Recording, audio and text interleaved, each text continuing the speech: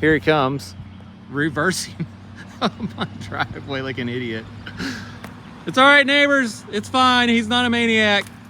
Well, I saved you $50 by not buying straps. Oh, thanks. I don't have a single strap. You need to buy a rack is what you need to buy, I guess. I know. You know what I'm doing on the way home, right? No. I'm going to the auto parts store to buy some paint. Oh. See? You gonna paint it? I think I'm gonna paint it. I don't know, that brushed on looks pretty good up here. Yeah, I know. Dad, he did a pretty quality job. Yeah.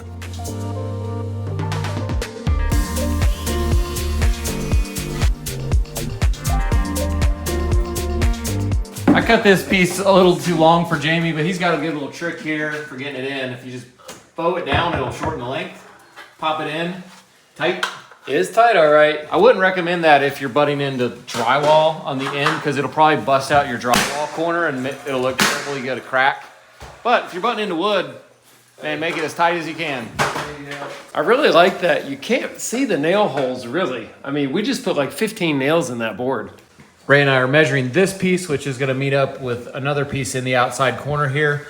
This piece is just tacked temporarily so that I can measure to it, making sure that the alignment is right. You can see that if I'd have just hooked on the corner, I would have left a gap right there where this butts together. So that's a good way to make sure that corners are butting nice, just to tack a piece temporarily like that. Jamie has the jambs made here, and normally we'd put the jambs and the face trims all together, Craig jig everything from the back, like make it one unit and put it in. But these windows have this little reveal here, and you can see how if it's different, like around the window to this jamb, Yeah. it's gonna look really bad. So I'm thinking we gotta install each jamb like old school, shim it, straighten it, whatever, and then just face nail the face trim. I don't love it, but I do think that's our best way to have it line up. Because if we build the whole thing and it's wrong, Yeah. you're going to Yeah. throw away a lot of wood. No, we're not doing that. Okay. I mean, I have confidence that I could do it. I can see that you don't have confidence that I could do it. Yeah. But that's okay. I'll tell you one thing, if you step on these trims by accident, Yes. it's like stepping on a rake. Oh, I just hit spin my myself thing. right in the face. No, I saw that a second. minute ago. Did you see it? No, I laughed. I like That's- went to open the window, stepped on that, and then this boom, it took me out. I saw that. Oh man, that was so stupid.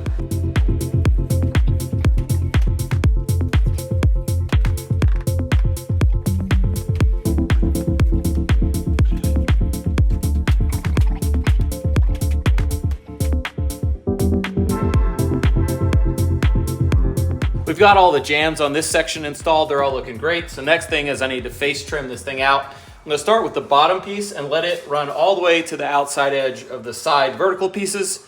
And I've got a little trick, I guess you'd call it, to hopefully get that right the first shot. I'm gonna mark my reveal here, quarter inch with Jono's tool. Is that yours, Jono? Nah, I think that's right. That's mine.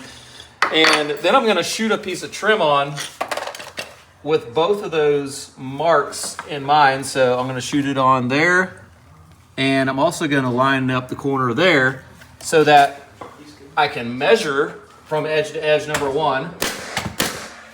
I can hook there and get my number. And then when I install this bottom piece, I can line it up with this edge as well and have the alignment side to side of this bottom piece perfect the first shot, hopefully. I think that's a great idea. That's the plan. 104 and 11.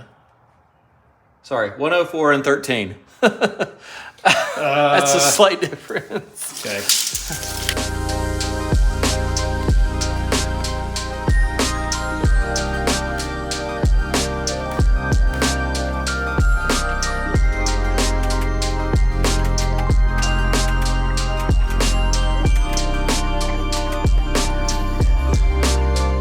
We got to show off Benson. He just went to the groomer.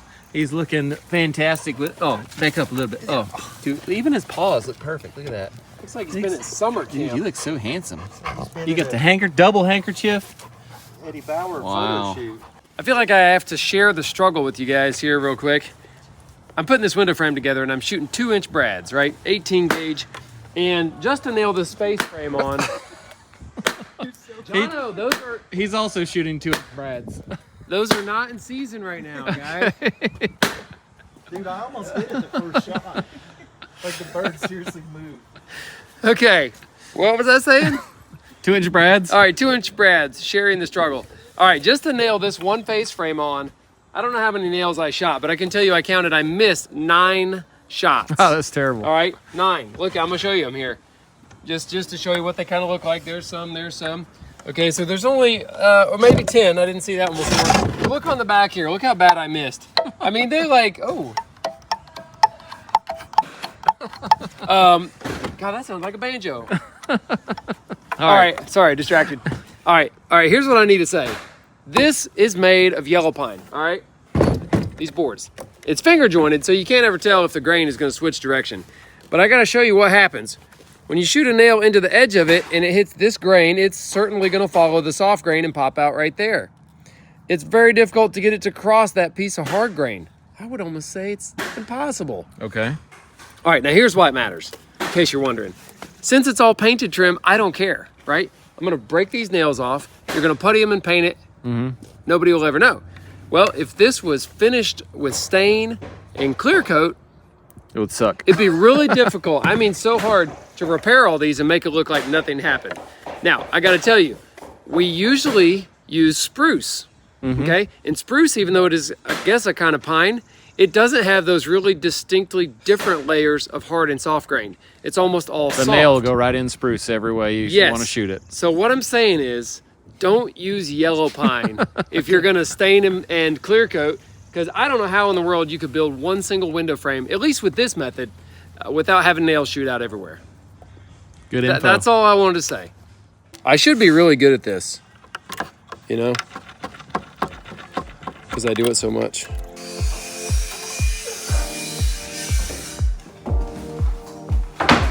Well, the Neon Twins got to go here, but we're going to wrap up doing some caulking. And I got to say, I'm really loving the way this looks with the one framing board between the windows. It actually comes out with a face trim that's a little narrower than the side. A little narrow is a little better, A little a narrower. little wider, I'd isn't say it? narrower. A little narrow. Anyways, I think Narrower. it looks good. If you had 2 2x4s between, the face trim's like 5.5 between, which doesn't look as good. No, it doesn't. This looks real nice. Real nice, Clark. All right. So good. Congratulations. See you, John. Yeah. All right. Pick me up tomorrow. We're back at the job this morning, and Jono's got the entire room cleared out here. And look at this organization of everything that was in there. That's pretty fantastic. You gotta know what you got.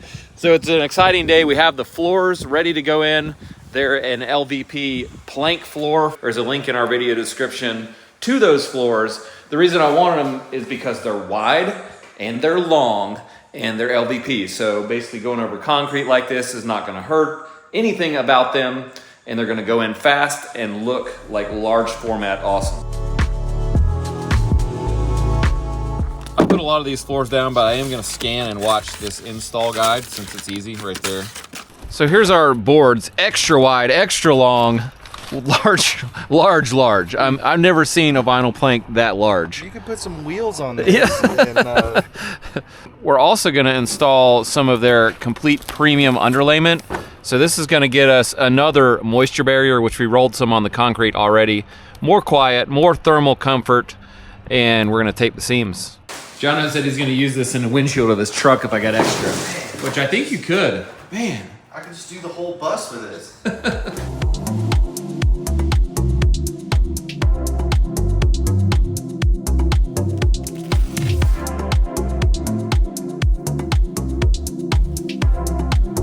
Before we get started laying our first couple rows right there, I want to make sure that once we stack out all the way to there, we're not going to end up like a little sliver of a board like 2 inches wide, because the rest of it's nice and wide looking format. And we did the math, it's right here, 218 inches across, divided by 9 is 24.2, which 0.2 would be our remainder. It would be a sliver. So we're going to rip this first row just slightly under half a board. 5.5, keeping the tongue side is the side I want to keep.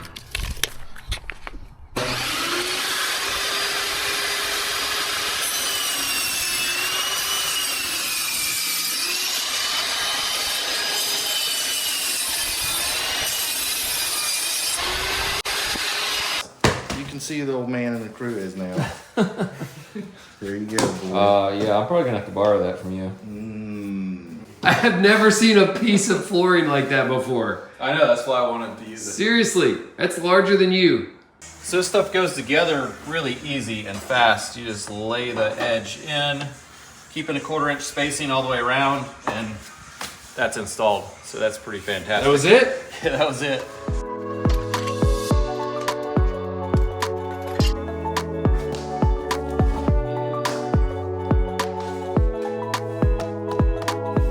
We've got 2 full rows clicked to our rip row here, and so that gives us like a straight runway. Once it's clicked together, it has to be straight the way they interlock, which is great. Can't be crooked. No, it can't be crooked. So we've got that spaced off the wall so it's not touching framing under here. Today's video is brought to you by Keeps, where you can get professional care for your hair loss without leaving the comfort of your home.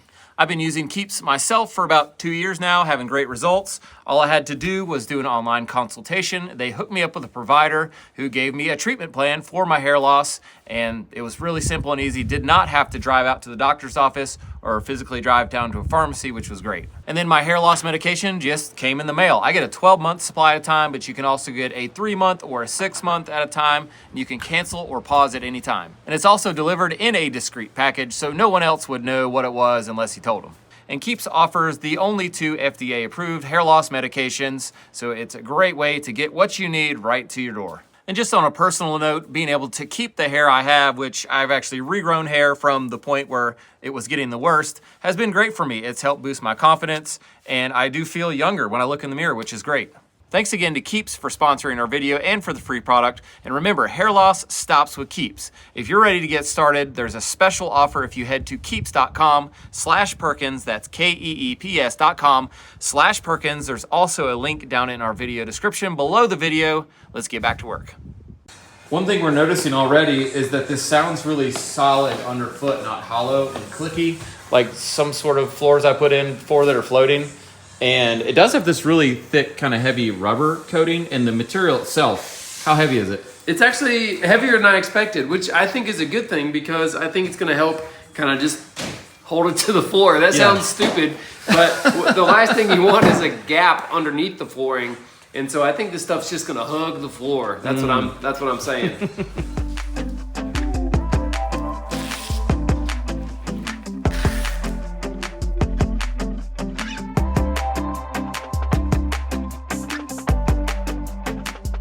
So in about 30 minutes, we're like 2/3 of the way across this main room. Gone are the days of 2-inch hardwood. This is awesome. It's going so fast and it's quiet.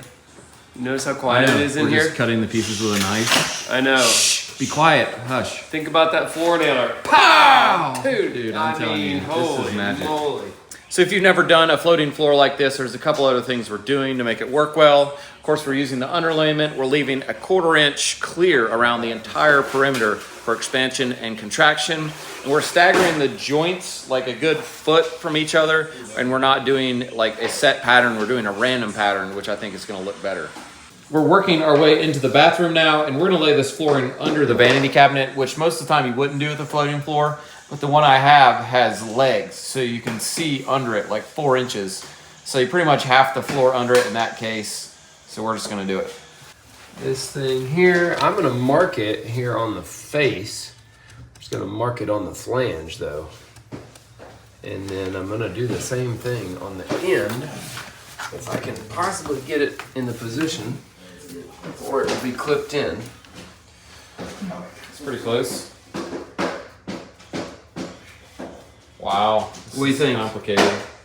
I don't know, I've never done it like this, but Yeah. I think it'll work. Yep. We did have a flooring guy once tell us that we should install a piece of plywood the same shape and size as our toilet base, and just have this slide a 1/4 inch under the toilet. But in a space this small, I'm not really worried about the floor expanding and contracting enough to matter that much. If this was in like a big open area, I might be worried about it. Like this was in the middle of a huge room. Huge bathroom. Yeah, it's not. Get her dropped in there. Wow. That's it. Huh.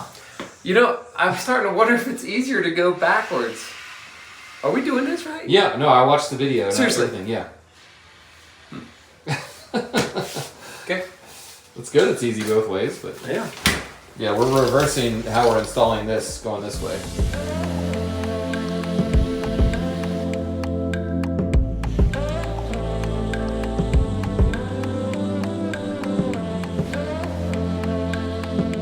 Now that our floors are in, we're gonna get into doing baseboards and doors. And I think these baseboards are gonna require some scribing because the concrete, even though we did some leveling, is still not perfect, especially around the edges. Jono's cutting the first piece here, so let's check it out. You're just gonna jam it? Jam on it. Well, the problem is now I'm up 3/16 here, and that means this one's gonna have to be up 3/16. I think we scribe it. Yeah, but then if you start scribing over there, you're gonna start getting all over the place on sizes and heights. And I think they're all gonna have to get scribed, is what I think. isn't that bro? You're scribing that? I think. Holy cow. I would have thought you would have been all for it, Jono. Yeah, this is confusing to me. I don't want to. No. I'm just gonna slide this pencil across the floor, marking the face of the baseboard because that space from the bottom of the pencil to the lead is about exactly the same as the largest gap I have between the flooring and the bottom of the baseboard. Goes out to nothing right there.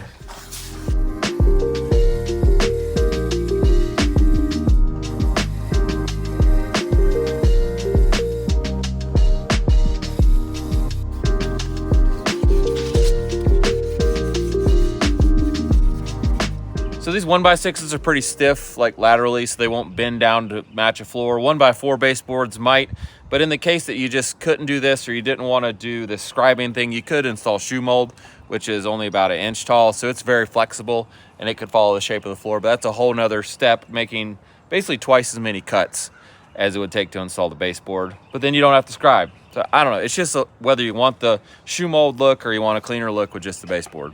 We've got this reinstalled now and you can see it's pretty much even. We're floating like maybe a 16th right there, but that I'm okay with. I think we should shoot it. I think you should put this door in, especially Really? since it's not the right size door.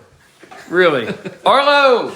Yep. Arlo. Nope. He's No, he's not here. He's still retired. Dang it. All right, I'll do it. Yeah. So the deal is, Jono remembered that we had this door that got sent to us on the last job that was extra. It was like an accident.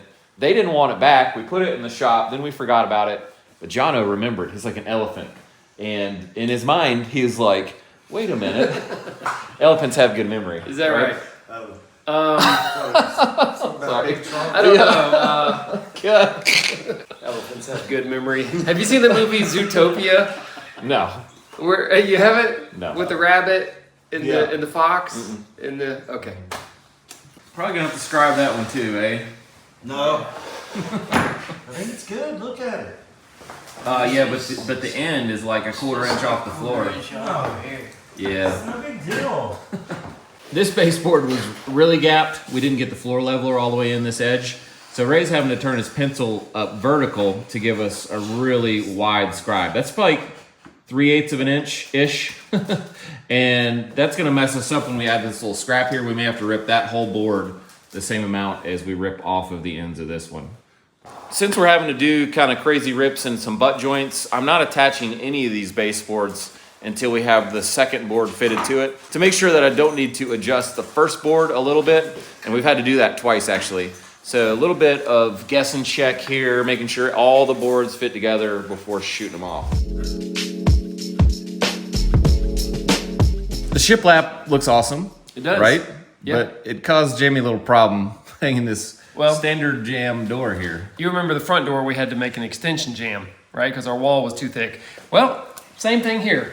This is a standard jam. It's 4 9/16 wide, but guess how wide your wall is?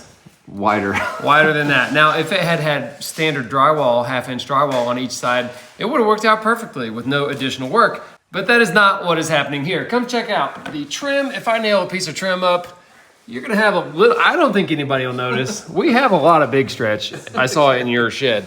And, all right, so what I'm gonna have to do is actually rip a filler strip to fill that gap, and then there'll be an additional reveal. There'll be like a double reveal here. I like double reveals. It's twice as revealing.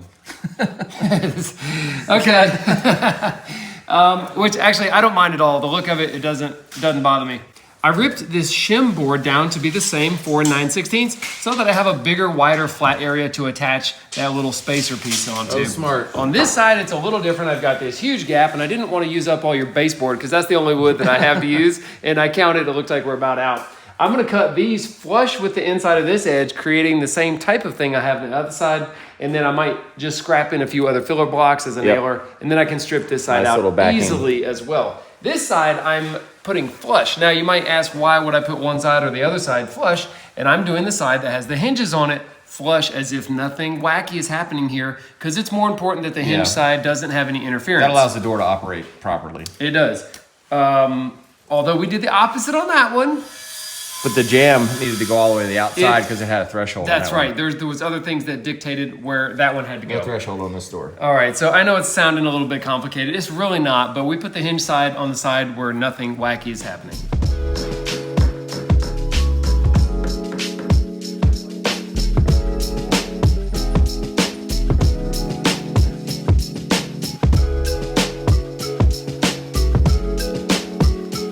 It definitely takes a little bit of extra time to make this detail look really good. Like, I could do it quicker, but it wouldn't look as nice.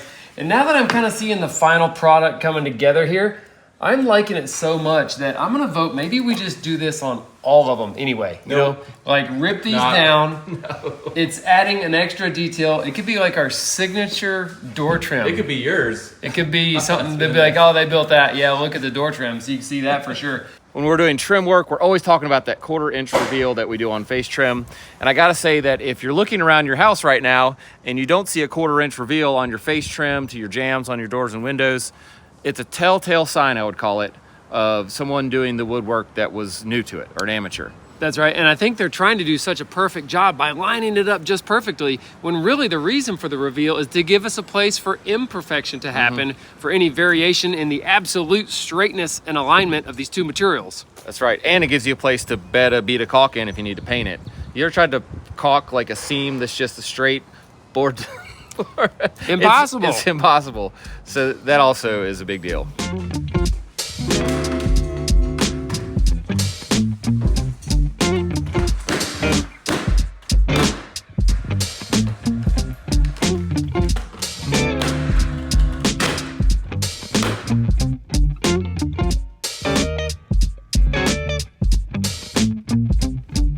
We got some chipped edges here and it looks kind of terrible, so I'm using some wood filler, just building it up by hand, kind of like artistically oversized, letting it dry, and then we'll sand it back, hopefully leaving a nice sharp corner to match everything, but hate that, but that's what's happening. Pretty good stroke, Jono.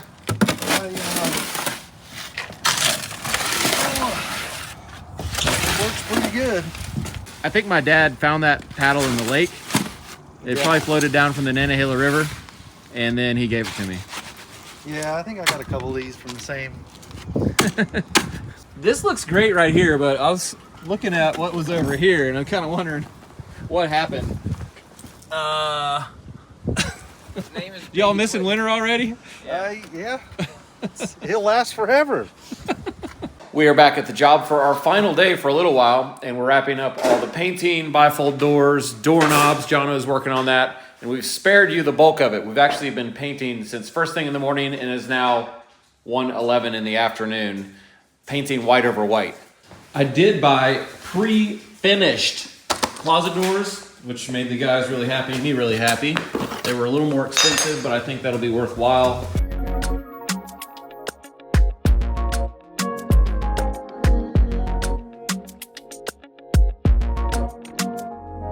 So unfortunately, this is like the cheapest hardware I've ever seen with some bifold doors.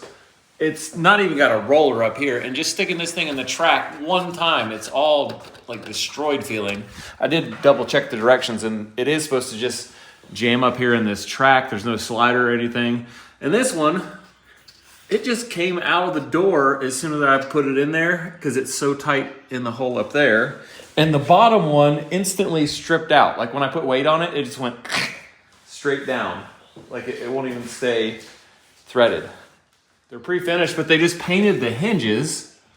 And the pre-finished job is like, this would make Jamie lose his mind. We're ready. Or Ray.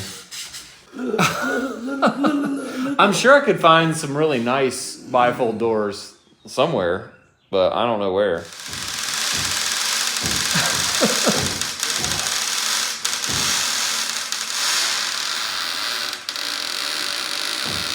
Hey Eric, why is your kid scared of closets? No reason. So I had to go get some replacement parts, and I finally got these doors put in, and they look fine, but they operate terrible. I don't love it at all. But we will rarely ever open these doors, so I'm okay with, you know, them just working okay.